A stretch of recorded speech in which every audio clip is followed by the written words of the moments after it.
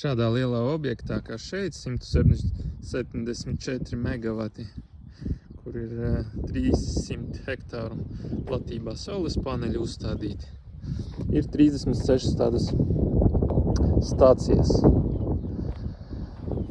No paneļiem, kuri savienoti stringā 28 paneļi, iet līdzstrāvas kabeļi uz combiner box. Tad kādi, cik tur 10 bija, vai vairāk stringi savienoti viena combiner boxā. Un tad to combiner box 10 gabali ienāk šajā stācijā.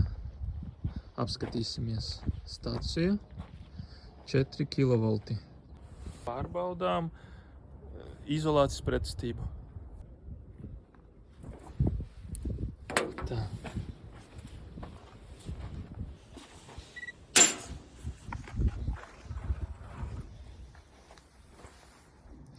Un šāds agregāts. Visa šitā stācija ap 150 000 maksā. Tātad, ko mēs darām?